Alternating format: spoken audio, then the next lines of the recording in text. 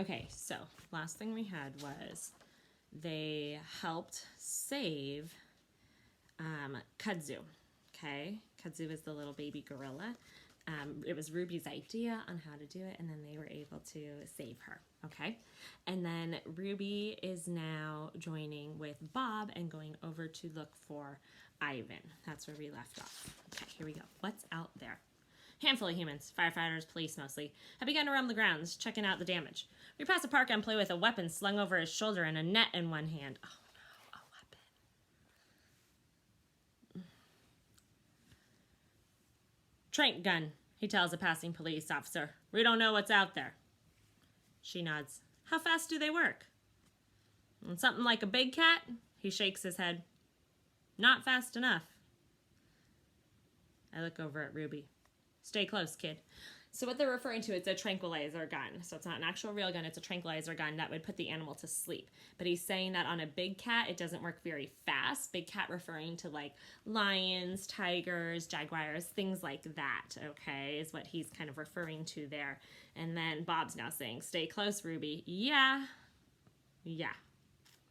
Elephant would be dinner. As we near the gorilla villa, what's left of it anyways, a screech hits my ears that makes the wailing police siren sound like mewling kittens. It's Kenyani. She's frantically knuckle running back and forth near the collapsed gorilla villa. Chunks of cement, shredded wooden beams, and bent metal lie everywhere. A cluster of gorilla females and juveniles huddle not far from some rescue workers. There's Mama! Kudzu cries, dashing towards a gorilla named Jody. I'm so horrified by the destruction that I've almost forgotten my muddy little charge. I really shouldn't be trusted as an ape sitter. Kudzu darts off to her mother's waiting embrace. Jody nuzzles her and strokes her and says soothing motherly gorilla things. Thank you. Jody mouths to me. Don't thank me, I say, looking over at Ruby. Thank this little gal. She figured out how to save Kudzu. Thank you. Ruby, isn't it? Ivan's friend? Ruby gives a shy nod. We all helped. I provided moral support, I add. I flew, Mama, says Kudzu. Of course you did, dear, says Jody. Kenyani's fresh wails focus my mind. I gotta go, I say. Ruby, you should stay here. I'm going for a no-nonsense voice. The one Julia... Oh, wait, he says. I gotta go. Ruby, you should stay here. I'm going for a no-nonsense voice. The one Julia used on me when she calls me Robert. Let me see what's what. I'll be right back. No way, Uncle Bob, Ruby replies just as firmly. I give up, but I'm afraid of what she might see, of what we both might see. Any sign of Ivan? I ask Jody. She shakes her head, a grim look clouding her eyes. With Ruby by my side, we approach the pile of wreckage that used to be the gorilla villa. At the same moment, Ruby and I gasp. There's Ivan's hand, barely peeking through the rubble. The chapter's called Not Moving. I know that hand like the back of my own paw. No! Ruby screams, Uncle Ivan! I check the crowd. No sign of Julia or George. Nothing. No Maya either, or other keepers they recognize. Just a few employees, several rescue workers, and 2 or 3 dazed-looking visitors. Is he alive? A firefighter asks. Hand, whatever it's called, isn't moving, says another. Leaving my way through the tangle of legs, I climb up the rubble pile, sniff a bit, and bark my loudest. Yes, he's alive! Get your rears in gear! Bark. Just like those overachieving rescue dogs in the Man's Best Friend show. I listen for a sound from Ivan, a grunt, a cry for help. Nothing. Still. He smells alive. At least I think he does, and that's good enough for me. Xena. Another dog races over, a tough-looking German shepherd wearing an impressive glow-in-the-dark vest and some booty things to protect her feet from the rubble. But I hold my ground. This is my friend we're talking about. I lick Ivan's hand. His fingers twitch. Well, that's all it takes to get both of us barking like maniacs. More people gather. I see Maya next to Ruby, which makes me feel better. Name's Xena, says the shepherd. Bob. I nudge Ivan's fingers with my nose. Nothing. And this is Ivan, my best bud. Sorry to hear it, she replies. And I don't like the sound of her voice. With great care and far too silly for my taste, rescue workers begin removing chunks of the wreckage and tossing them to one side. Xena and me, we mostly stay out of the way, but every so often I lick Ivan's hand just so he knows we got him covered. I glance over at Maya and Ruby. Maya is wiping tears from her eyes while she strokes Ruby's ears. Ruby is giving Maya a comforting trunk hug. Good old Ruby. Wise beyond her years, that gal. So Xena is an actual like rescue, like an actual search and rescue dog. So she's there working with like the firefighters and the police and the rescue workers. So she knows kind of to go in and bark and stuff. I check the crowd again. Still no sign of Julia or George. And that's when a thickening thought hits me, like a bite to the belly. What if Ivan isn't the only one under the rubble? Next chapter is called Dragon. More police cars and ambulances arrive at the park. A handful of keepers stream in too, looking frantic and confused. The weirdest thing of all. Wandering through all the destruction are random park residents. Animals, birds, reptiles. Residents who most definitely do not belong in Gorilla World. A police officer is chasing an armadillo. A great blue heron watches the mayhem from her position atop a giraffe statue. There's a picture of the heron on top of a giraffe statue. A wallaby pokes his nose out of a bush, his saucer eyes catching the fire engine lights. Nets! Someone yells, we need more nets! An older gentleman, holding a blue umbrella, lets out a blood-curdling scream.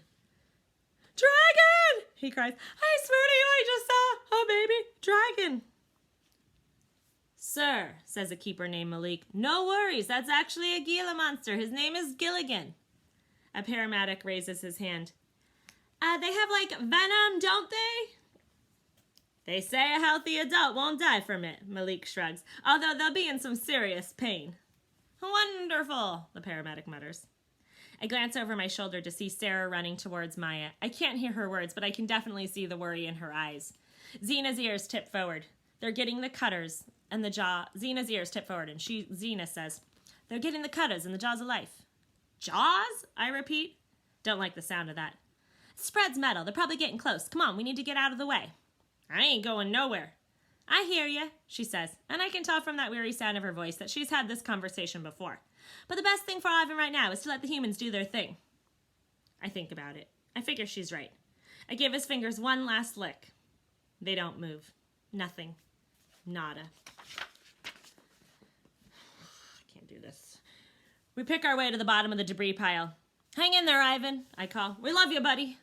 I know it's crazy, but I listen anyway, hoping for a sign, any sign that he's still with us. Hugging. I run to Kenyani. Don't worry, I tell her. He's gonna make it. I can tell she doesn't believe me. From there, I head over to Maya and Sarah and Ruby. Maya has a radio handset in one hand and for some reason a young squirmy meerkat in the other. Sarah kneels down and hugs me tighter than any sweater she's ever knit. Bob, she cries, what happened to your nose and look at your paw? Some dogs don't like to be hugged that way. I'm one of them. But Sarah needs to do it, I can tell somehow, so I let her. Isn't so bad, really. Loose. A new police officer joins us. Officer Williams. She nods at Maya. You're with the park, right? Yes, I'm Maya. This, Officer William pauses. We need to get this under control ASAP. Winds are going to pick up and we haven't even hit the eye. Storm surge could be an issue. This one's moving slow. We've got a skeleton staff here, says Maya as the meerkat attempts to eat her earring. Early reports say maybe a third of the habitats are damaged or destroyed. She shakes her head. We've got some injuries, some possible fatalities, too. Human? I don't think so. Anything loose that could be, a problem? Maya presses her lips together. Yep. Such as a couple Florida panthers, gray wolves, python maybe, possibly an alligator or two. American alligators, not Chinese. I don't care if they're from Canada. If they eat people, we're in trouble. They don't typically. Typically, Officer Williams repeats. Well, that's reassuring. Sarah loosens her grip on me ever so slightly. Maya, she asks with her voice trembling, have you heard anything on the radio from George and Julia? I keep calling, but the cell towers are down. Nothing yet, Maya says, but I'm sure they're fine. Nearest shelter's over at Lincoln Elementary, says Officer Williams. You could check there. Sarah frowns. They were probably here right before the tornado hit. We're searching the park, ma'am, says the officer. We'll find them if they're here. Everybody, clear out, a firefighter with a megaphone yells from a spot near Ivan.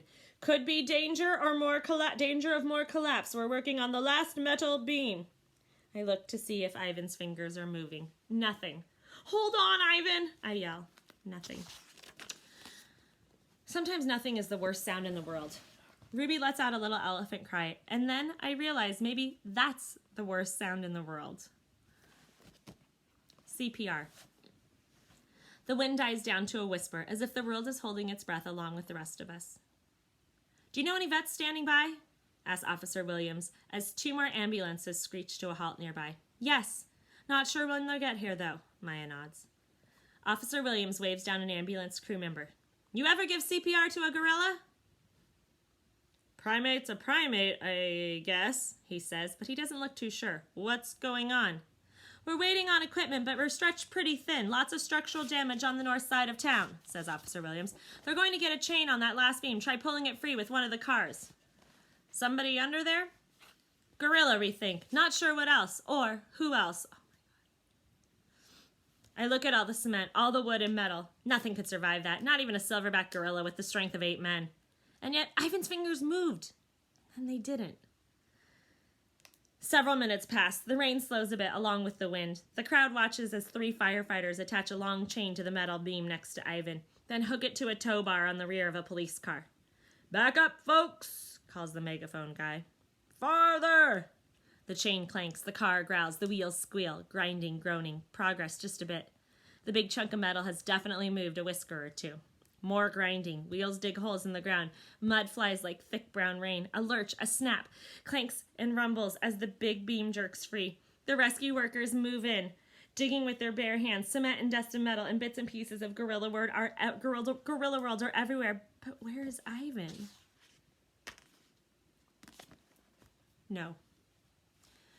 No movement, nothing. But after a few more minutes, one thing is clear. A gorilla-shaped mound has appeared, covered by dust and dirt and debris and splattered with rain. It just lies there. I've lost a lot in my life, my whole family, Stella. But Ivan? No, it can't happen. Not Ivan. Miracle. The mound sits up. Gorilla ghost. Ivan emerges from a cloud of dust like a jumbo-sized ghost. He blinks several times, coughs, shakes, stretches a little. He's holding a banana, which he proceeds to eat. Everyone, and I do mean everyone, cheers. Oh my gosh.